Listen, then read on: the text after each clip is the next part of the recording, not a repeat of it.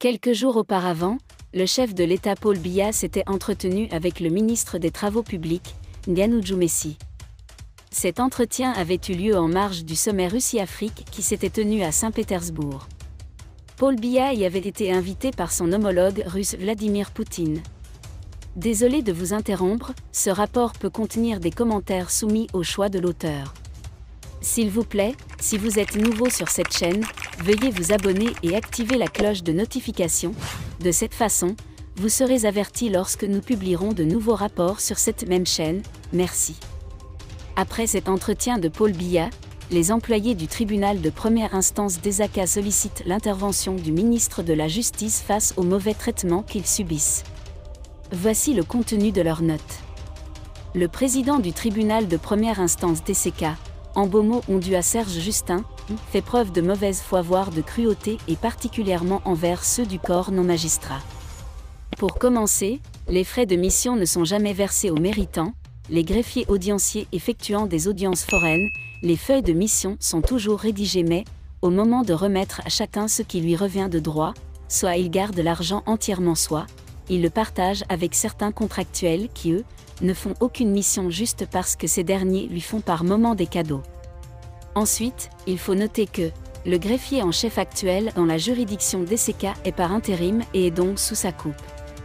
Le président par son intermédiaire, rend la vie dure aux greffiers, il les exclut des audiences quand il veut et souvent pour des raisons futiles. Concernant les émoluments, rien n'est respecté, les contractuels touchent plus d'émoluments que les greffiers qui font les audiences et toutes les diligences qui vont avec. Les plus jeunes greffiers aussi qui touchent plus d'émoluments que leurs aînés. Le greffier en chef par intérim préfère mieux évaluer un agent de bureau qu'un greffier juste parce que ce dernier met à sa disposition sa moto. C'est un appel au secours que nous lançons, c'est difficile lorsqu'on voit les sacrifices que l'on fait pour travailler mais que jamais, on ne reconnaît ses efforts. Nous prions le ministre de la Justice de faire quelque chose pour nous sauver.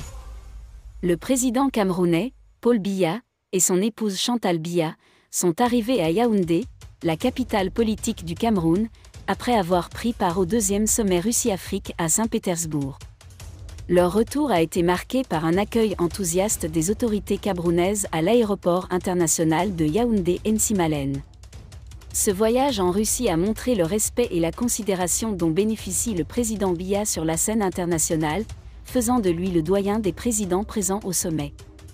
La coopération russo-camerounaise a également été mise en avant avec la signature d'un accord d'exemption de visa pour les passeports diplomatiques et officiels camerounais.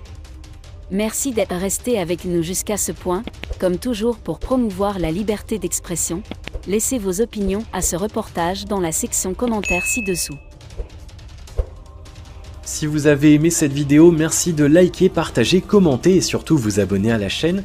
Et on se retrouve très vite pour une prochaine.